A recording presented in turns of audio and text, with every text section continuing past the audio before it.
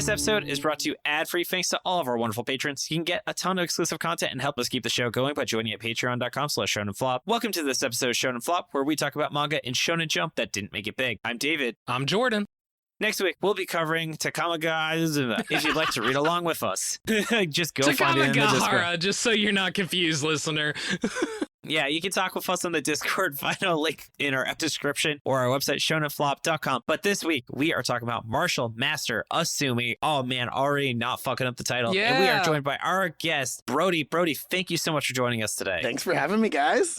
Hell yeah. Brody, it was a total blast to be on your show. Do you mind telling the audience a little bit about yourself? Oh, thanks. Yeah, you were back on. Been probably my cringe days, but I pretty much just interview people about whatever they're a fan of, from socks to TikTok, whatever it is. If you're a fan of it, I want to talk to you about it. I've had David on for Shonen, and Jordan came to talk heavy metal, which will be the next one released, probably next week. Hell yeah. So, yeah, other than that, that's pretty much what I do. I got a few other podcasts coming down the pipeline as well, but yeah, that's just of it. Hell yeah. That's awesome. All right, well, you know what else is awesome? Hearing about this manga. So, Jordan, shall we dive in? Yes, let's do it. Tell us about it. So this is Martial Master Asumi. By the way, I realized after I finished it, Martial Master Asumi, MMA. Okay. I'm just realizing that now. I thought it was obvious, but now I just sound like an asshole by saying that. This was written by Kawada. One name. You know, David? We actually did some digging, MaxyBee, and this is actually Zendaya's pending. We made that joke on the chibi. Thank you.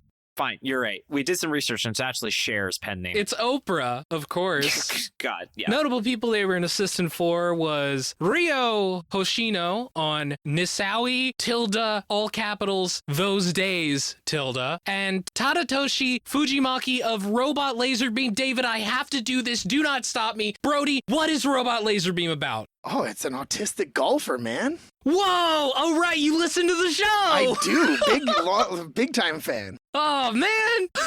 I can't believe... Okay, fine. Also, Kuroko's basketball. That's what he's famous for. Other works include Hinamaru Sumo, 2014-2019, 28 volumes. Shonen Jump sounds much more successful than this. The most popular, very small handful of sumo manga in Weekly Shonen Jump's history, despite the fact that it is extremely popular in Japan, as well as it being its national sport. Not a huge seller, but enjoyed a significant amount of color pages, like once every 10 chapters roughly. That's pretty rare. It got 3 light novels and an anime adaptation, so that we have a rule on Shonen Flop. If it got an anime adaptation, it is not a flop, no matter the quality, no matter how long it ran. If it got an anime, it is a success. Unless it was Level E or Bao. That was only because their offer later became a hit. Yeah, I mean, when did Bao get the... Definitely wasn't when it was contemporary. Yeah, it was definitely after JoJo. But we're not talking about that. We're talking about Martial Master Asumi. And this ran from June 19th, 2023 to February 12th, 2024. Rest in peace. Apparently, it didn't really replace anything because its spot had been occupied by a bunch of one-shots beforehand. It's kind of unclear what series would have counted. Yeah. The series that replaced it, though, is Dear Anemone by Rin Matsui, which is still going. And the series that started at the same time as it, David, is Icehead Gill. Oh, that's fun. Episode 92. You want to listen to that? Listen to the episode, don't read the manga. I mean, the manga is like, okay. Shit manga. Great episode cover art. It's bad, but it's not. It won't kill you. Yeah. Martial Master Asumi ran for 32 chapters, 4 volumes. Let's get into the plot of that fucking manga. Let's do it. Nito Asumi is a high schooler whose grandpa has dementia. The only time he's lucid is when he's teaching Nico sick kung fu moves while confusing him for his older brother Kaz-low. At school, Nito is bullied relentlessly, and his friend Yuya says he wants to do MMA so he can fight them off. Nito meets Nao, who he immediately develops a crush on, because she wears glasses, and David, that's his fetish. There was a lot of thinly hidden, thinly veiled fetishes in this manga. Oh, yeah. Look, judging by Baki, which is the best fighting manga, if you don't got fetishes in your fucking fighting, then what the fuck are you doing? This manga is significantly less fetishy than Baki, I will say. Her father also runs the MMA gym where Yuya is planning to go. Nito is dragged there before deciding it's not for him. He just wants to take care of his grandpa instead, but as he leaves, he's ambushed by his bullies. Nito then goes fucking crazy mode and wrecks their goddamn asses, Popcorn David. Now sees this happen and demands he join her MMA gym. Soon we find out that Nito's older brother, Kaz-low, is Kaz-low, a famous MMA fighter who is also a douchebag. Nito hates his brother for abandoning their family, and also probably because Kaz-low does some pretty shitty things where I think unironically he pays homeless people to let him beat them up. You think? I wouldn't be surprised if he did that. Yes, so Kaz-low beats the shit out of Nito in an impromptu MMA match and tells him to go pro so they can fight each other again. The fight was filmed and put on YouTube where it goes viral. Now then wins a tournament, allowing her to join a professional promotion. Nito follows up by joining an underground tournament. If Nito wins 3 matches, then he can go pro, and he easily wins the first 2. The final match is against Taiga, an orphan-turned-fighter from a really shitty and poor gym who pulled himself up from his bootstraps. Yeah. Nito defeats him by blacking out and going crazy mode on his ass, or sicko mode, as one might say. This makes Nito officially a pro fighter. Popcorn Brody. Turns out that now wants to go pro so she can fight Okome, a prodigy who previously insulted her club and beat the shit out of her in a fight. Now first has to fight a rich girl who used to be a fencer. She wins and tells Okome she's coming after her, who flips her off. I had to read it twice to realize that what was happening was Okome absolutely flipped her off, but like they couldn't show that in Shonen Jump, so they just kind of cut off the panel right there. I thought that was kind of cute. Wolves can't show that in a Christian manga. Yep.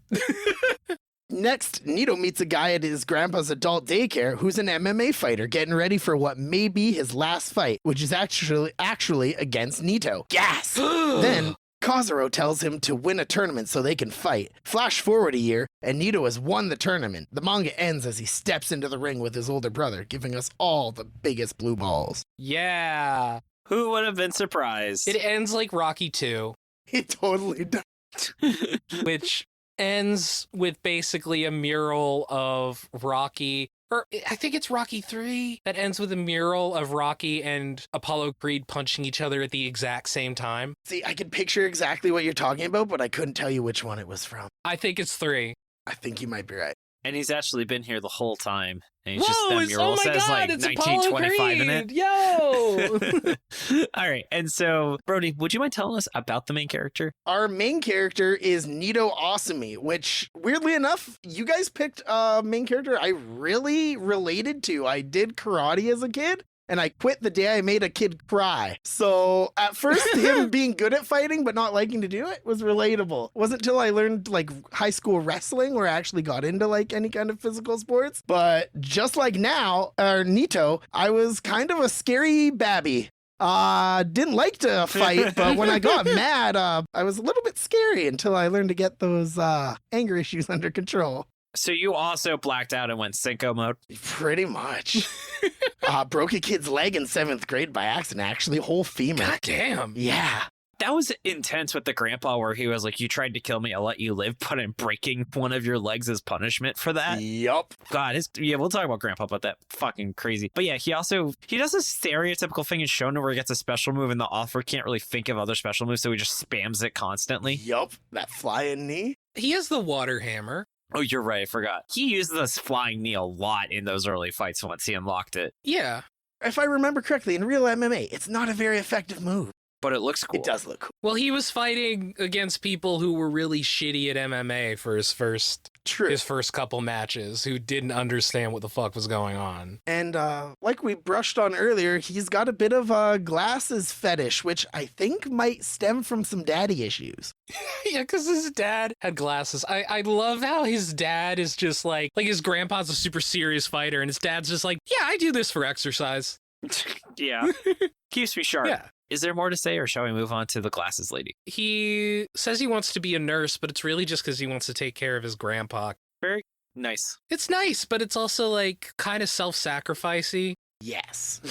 That was an element I thought was interesting, but I don't think they really brought it back up after the first 2 chapters. But yeah. Jordan, though, I'll talk about Nao. So the next character, though, I want to talk about is Nao Kiba. She is the legally required female protagonist in all sports manga, though I will say the series definitely gives her more time than I think he was court mandated to do so, which was nice. She was pretty cool, honestly. Like, she was, like, legitimately very strong. They gave her, like, opportunities to, like, really fight. She has, like, a multi-chapter fight. Yeah. It's like unironically one of the longest fights in the series, I think. But yeah, she's definitely like a goblin mode. But I think we talked about this in Chibi, but I really don't like her design. I think those like her teeth just seem so cartoonish that it just feels like she just stands out. And there's just somewhere I'm like, I really wish you would redraw on this person's face. So her teeth made me think he didn't know they wore mouth guards in MMA until the scene where someone's mouth guard falls out onto the mat and it's there between their legs. And I'm like, but every time she smiles in the ring, you see her shark teeth. I didn't even notice the mouth guard. That didn't even occur to me, but you're right. Like, in her fight, her opponent is drawn with a mouth guard and she isn't. It's just so weird. I don't understand why the author gave her super weird teeth like this. Well, it's cute fangs. No, but no, she has shark teeth. All her teeth are like that. She does have shark teeth. Yup. So it's not even like a comedic thing. Her normal state is having shark teeth, which is really weird. I think in some ways it kind of fits her character because like during the fight, she's like, I will devour you. I will devour you. I will use you to make myself stronger. I will eat you.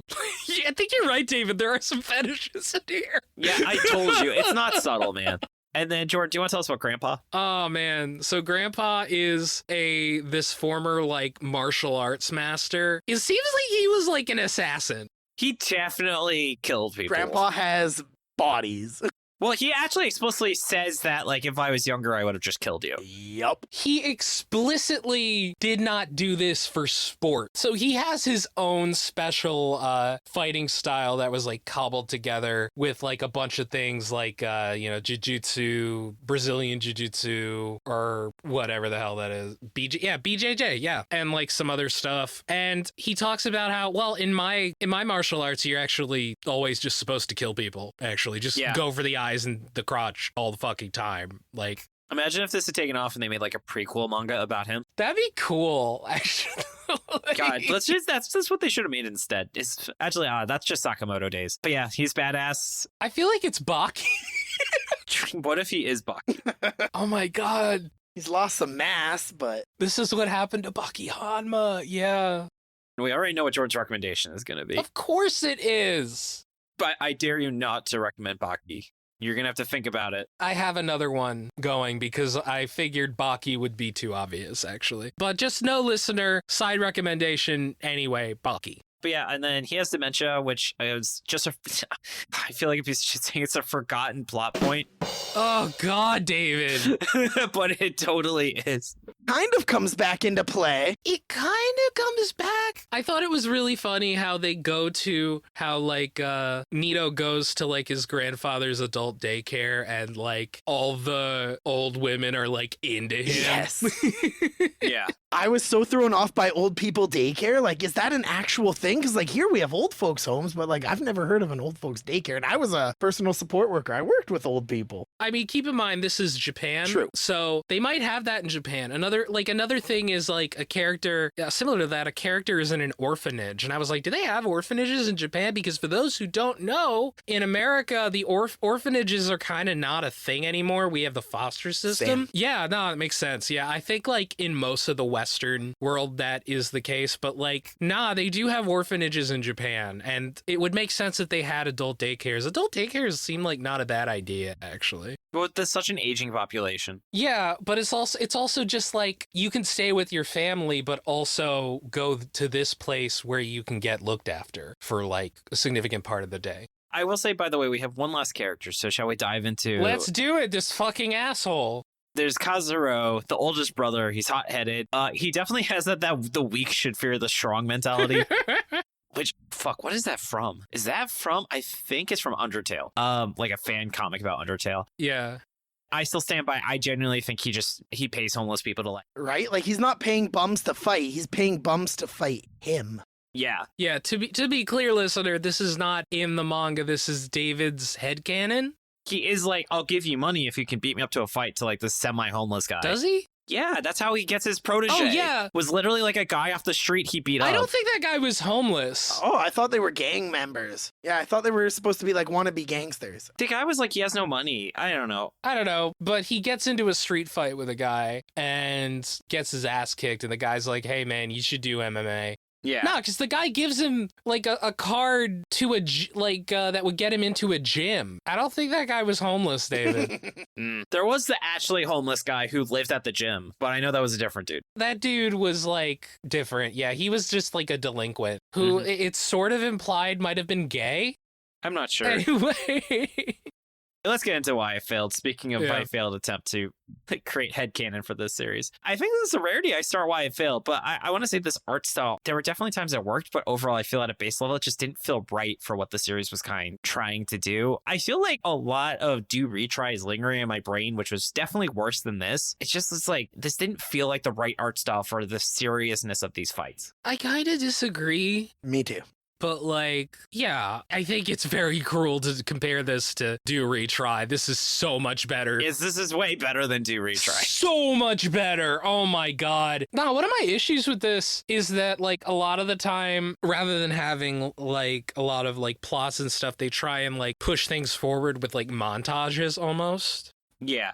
And they have a lot of time skips. Yeah. They do. Yeah. Which, like, I understand, like, on a construction level, kind of, but, like, yeah. I didn't feel it too jarring because with combat sports, there is a lot of downtime and stuff. Yeah. You only have a couple fights in a year, usually. So that month skip is kind of like a week of that is guaranteed is recovery time. 3 weeks is probably just him training. But I did feel like we could have gotten a bit more of his personal life in between those parts, maybe?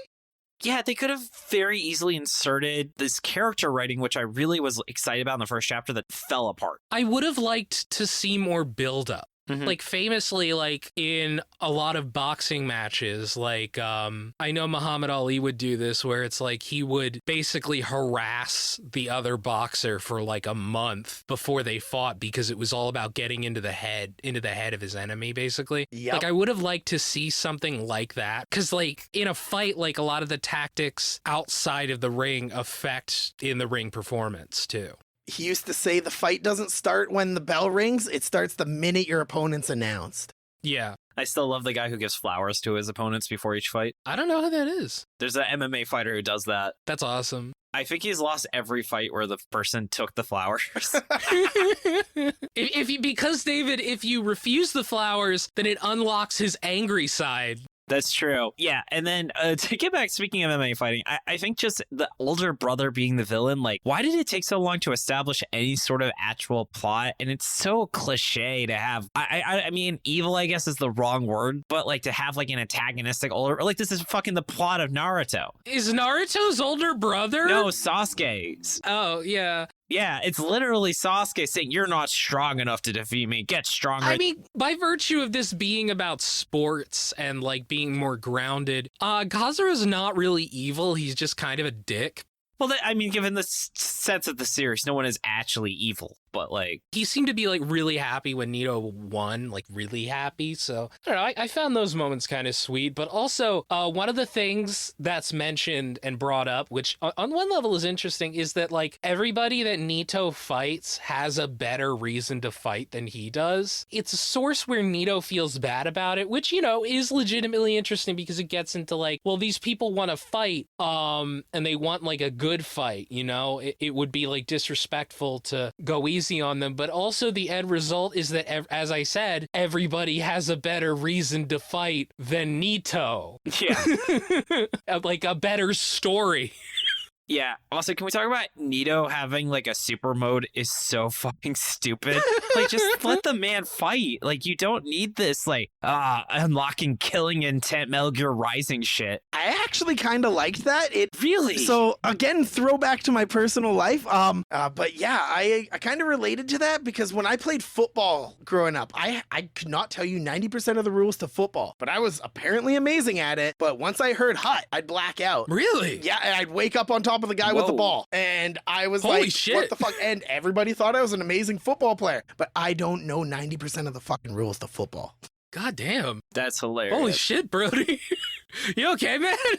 Also, I do have to talk about the dialogue, which this manga contains a line that is the funniest possible line you could put into an MMA manga, which is, what is it? A character says, he's truly mixing his martial arts.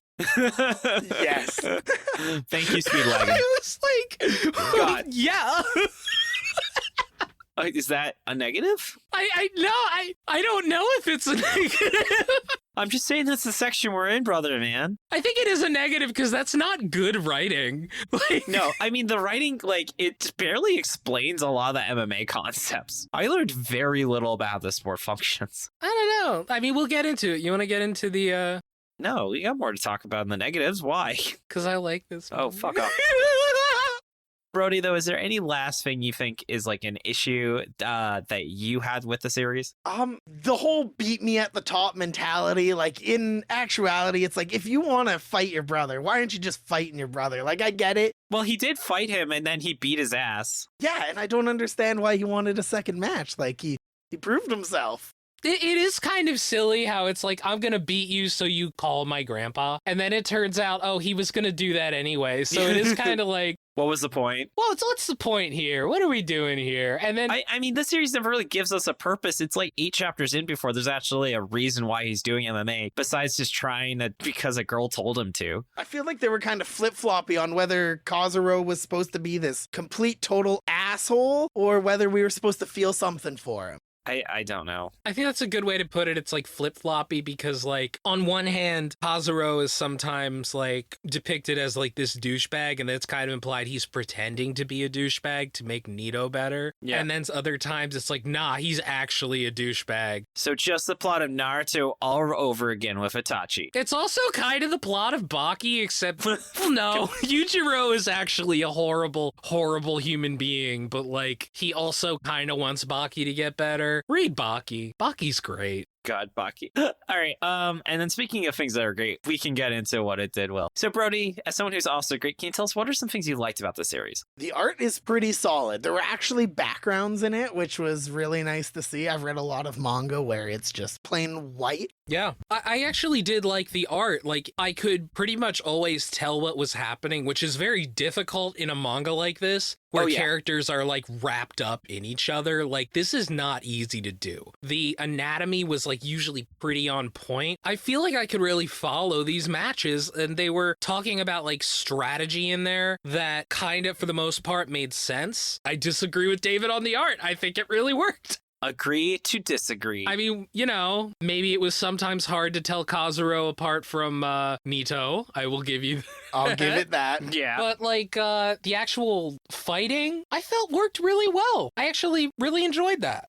Yeah, I find personally I have a lot of trouble with a lot of mangas with the action and the movement and following along with what's actually going on unless I sit there and stare at it. But like the first time going through, like when I was more reading, like I didn't have to sit there and focus on the art to know what was going on. Once I did stop and linger on it, I loved what I was looking at, but you could tell exactly what the author was trying to get across. I also, like, just as I think we talked about, the series actually had a lot of respect for the female fighters. Yes. Oh, yeah. At the start kind of skipped over, but then they really, like, the women, authors fetish aside, the women were not objectified that much. Like, they were wearing realistic MMA clothing. I really do think that fight against the fencing lady really was a highlight of the series, where it really felt like an MMA fight, but it had some interesting elements that still made me feel like I was reading a manga instead of just a drawn version of a fight. Can I just also point out, like, this manga had women with different body types. Yeah. Like, that itself is shocking in manga. You know, you have the joke about how Oda has 2 body types, hot and ugly. And, like, I agree with David. I don't feel like the women in this are overly sexualized, like, at all. What MMA fighting women probably look like. Yes, pretty Yeah. much. Yeah, I mean, they're usually jacked, for one thing, which Yeah. makes total sense. The author definitely loves women with 6-packs, though. I mean, who doesn't? Yeah, I was pretty surprised to actually see muscly women. David, not every instance of powerful women is a fetish. Okay, buddy. Also, like, kind of an example of that, there is the one kind of like princess fencing character who has this butler who was into MMA, and she's like, one man truly inspired me to go into fighting. And it's like, it's build up. It's like, yeah, she's going to say the butler. And she's like, this one man, Bruce Lee. That killed me.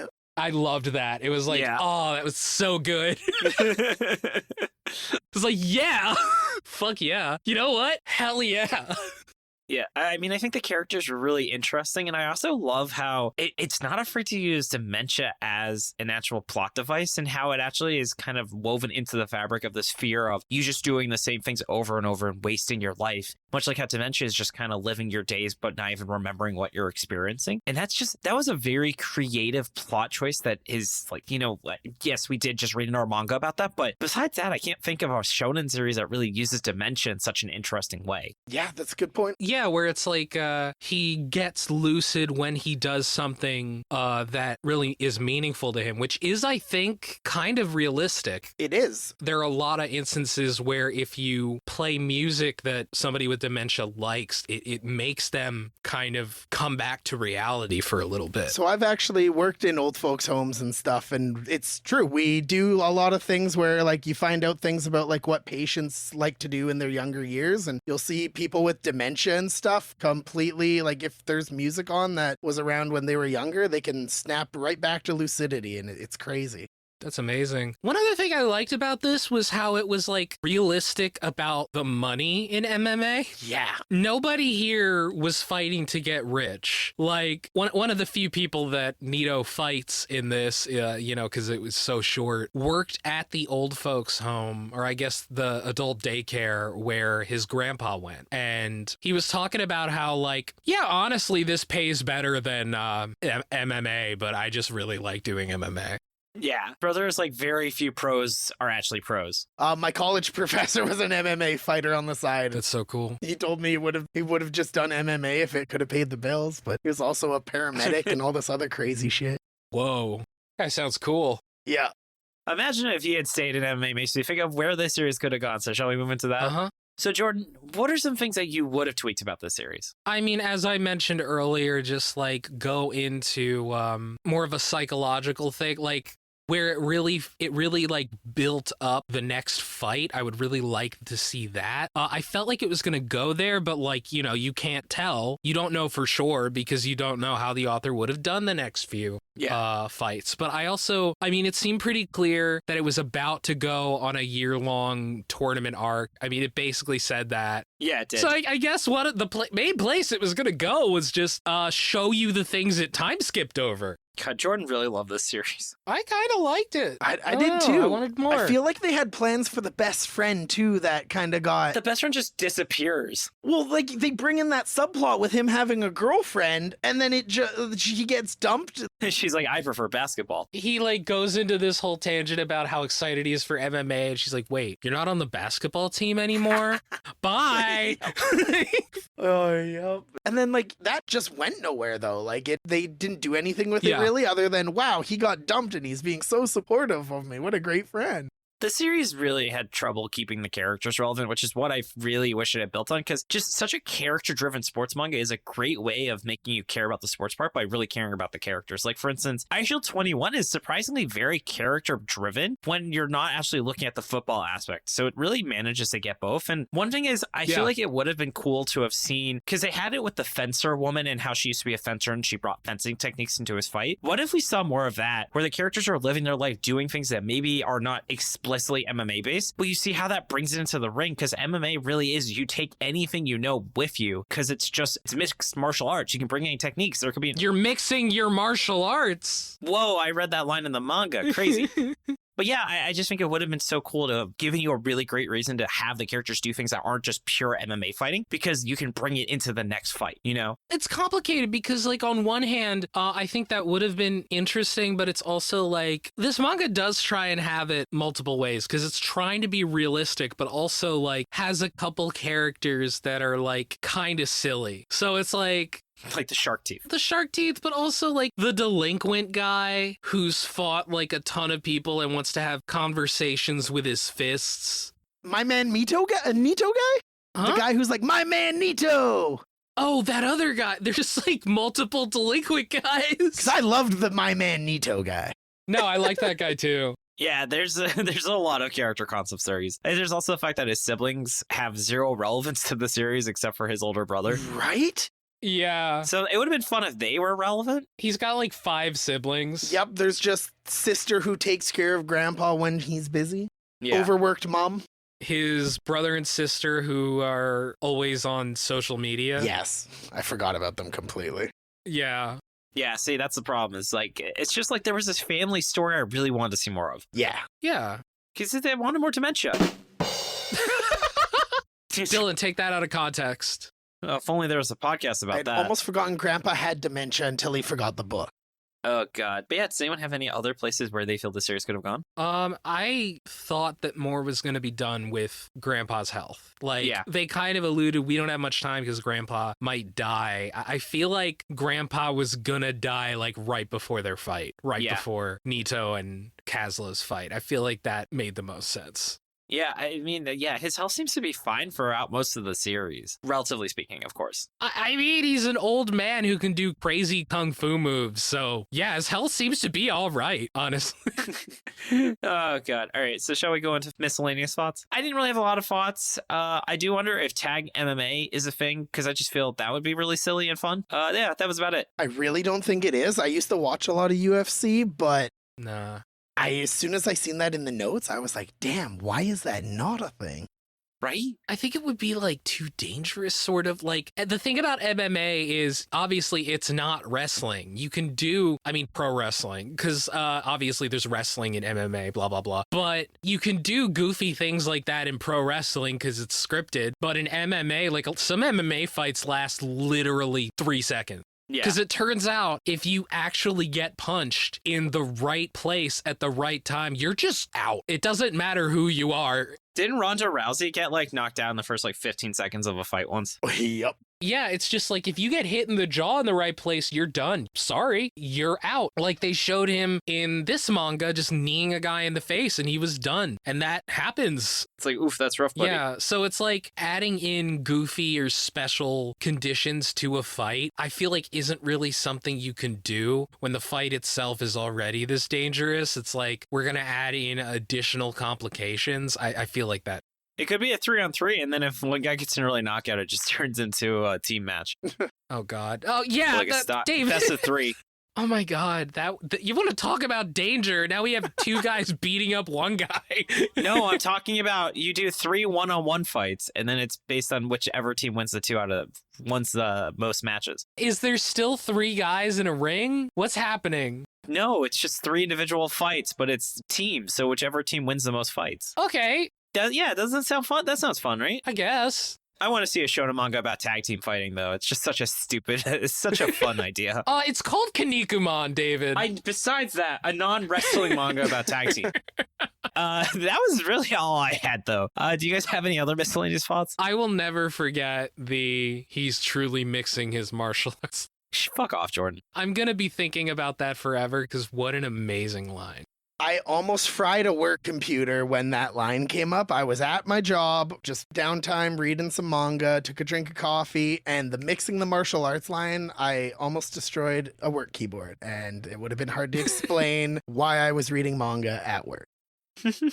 And then let me read some of MaxyBee's wonderful thoughts. Big thank you to MaxyBee. Kawada is obviously a pen name, and savvy pro wrestling fans would have already guessed this is a tribute to Toshikawa Kawada, the best match machine, one of the 4 pillars of heaven, quite possibly the greatest professional wrestler of all time. For those wondering, it is in fact Toshiaki Kawada. Oh, sorry. Yes, There you go. Toshiaki. The fake MMA organization Shonen Chapter 9 has real-world equivalents. Here's 2 identified. Shugeki's real-world equivalent is Shoto, founded by Tiger Mask, well, the first one, in 1985. And Cross Impact's real-world equivalent is Pancrase, founded by wrestling legends Minoru Suzuki and Masakatsu Funaki in 1993. Should watch some old Pancreas. It's really good.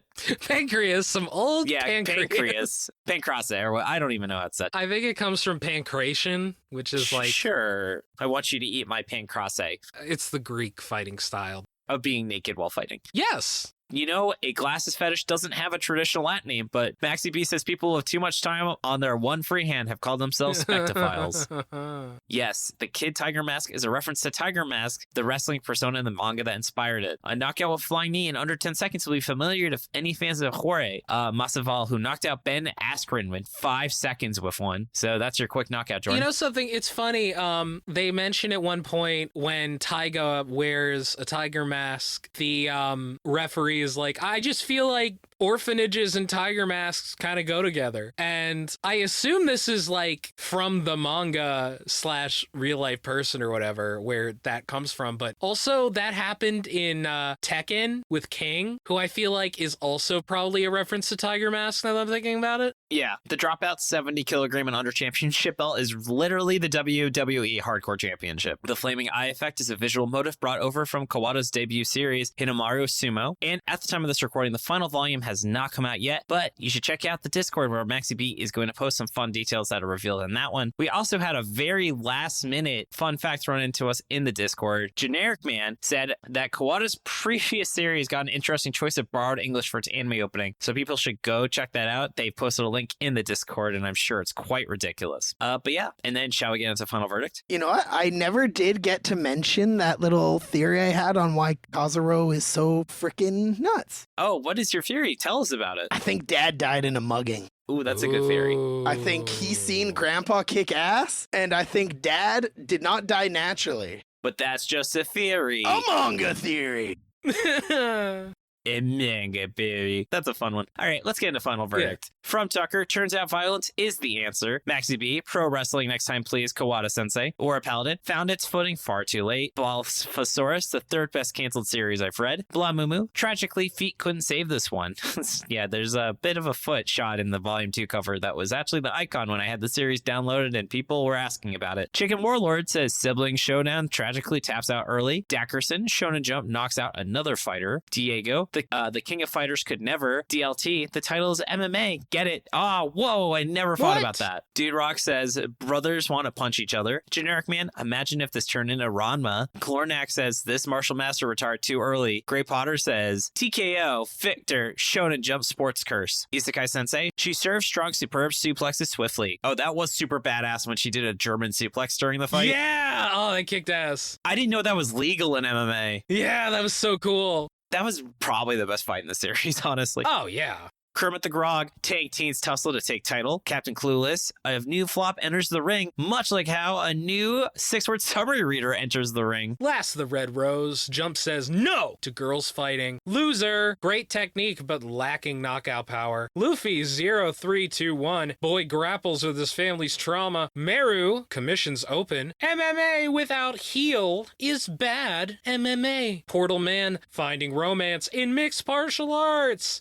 Red Blade, timid tactician grapples with familial heel. Resident Warhammer nerd, punching down is in bad taste. Riel, how many concussions does Asumi have? Riley, making me angry. Martial Manga axed. S. Bubby, why doesn't Japan like muscle girls? Scott, Shonen Jump declares their complete cowardice. Spike, round begin. Series end. Lights out. Saint Digeezy, the evil sleepy AI, a near knockout loses the technical. Laughing Fool, Dante and Virgil as MMA fighters. The Wolf, the Wood, the Trafalgar, ...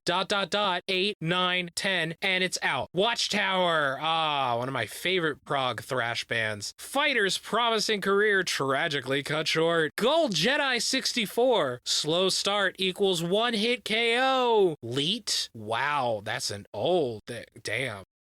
That's also a 7th word. And shout out to them for sending it via an email instead of posting it in the Discord. Absolute Chad. And speaking of absolute Chads, Jordan, what was yours? What if Baki was less insane? And what's your one? These are Kaz-low's hierarchy of needs.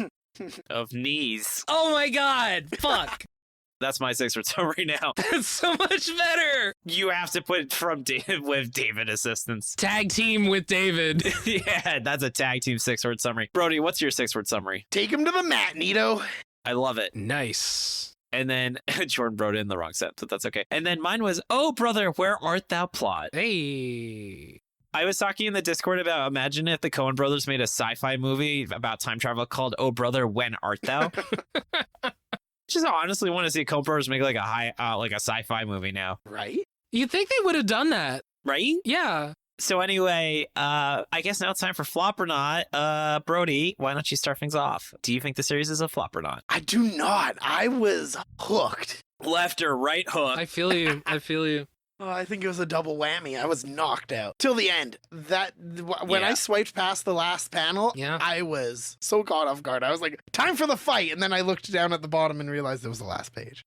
Oh, Jordan, you've already said you love this series. Well, I feel like this wasn't a knockout. I feel like it's a decision, like a split decision. There's a lot of flaws with this series. This series really hit a low point at times. I really wanted it to keep going. But I think part of that is just because I wanted more of this kind of manga. Like, this is not the best version of this manga, but it is a kind of manga that I would really like to read more of. So, You know, the author has an extremely successful series you can go read after this. I guess.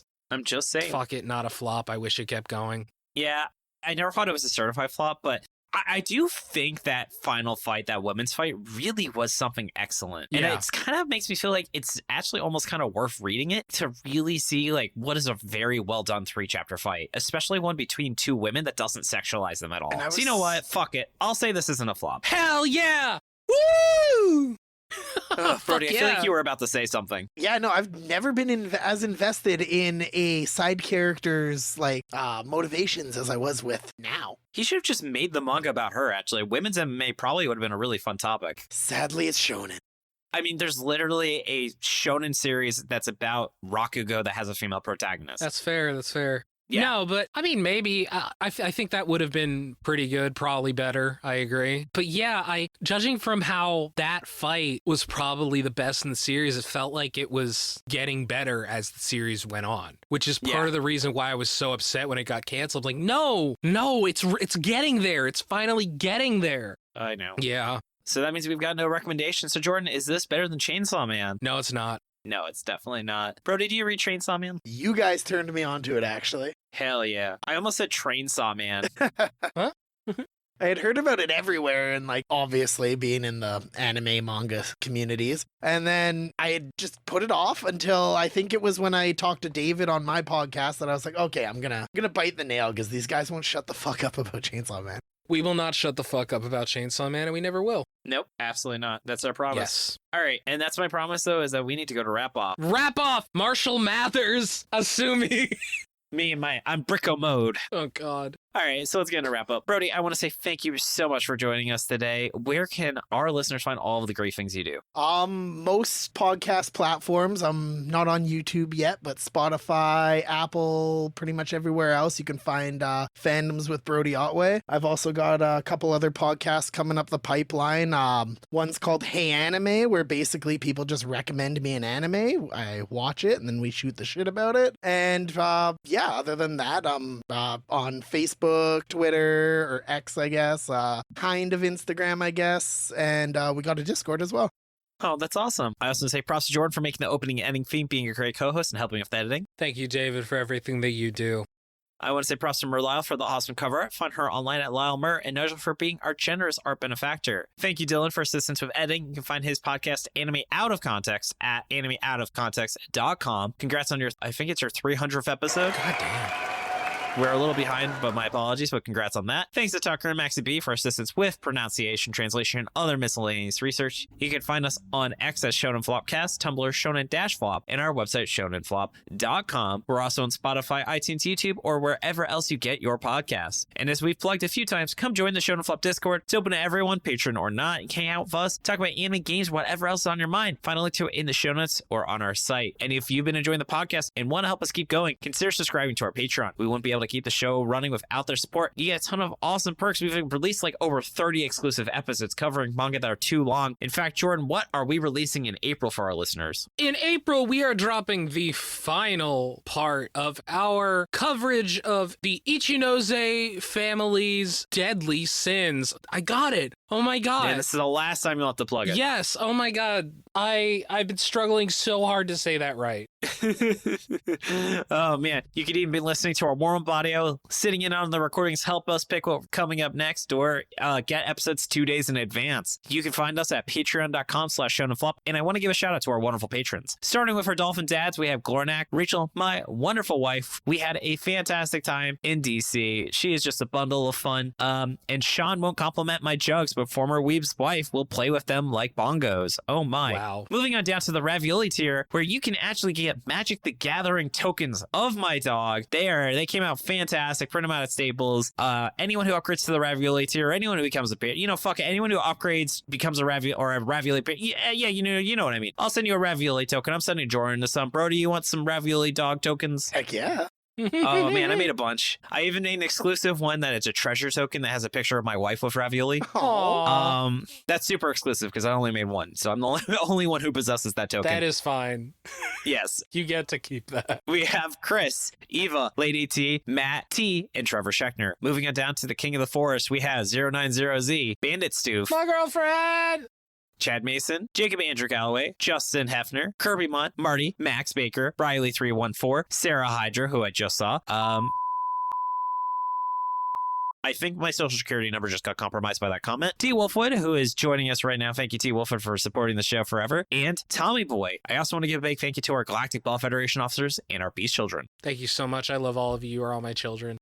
Yep. And then, Jordan, I think you have something you want to talk about where you got to do an interview with Gary Oldman about vampires. That's definitely it. No, I got to do an interview. I got to do an interview with Mark Schwartz, who played the character Nuke from the TV show Vampires, which my other podcast, Mission Ignition, is about. Yeah. So I now know things about that show that I don't think anybody else knows because nobody has really tried to dig into vampires.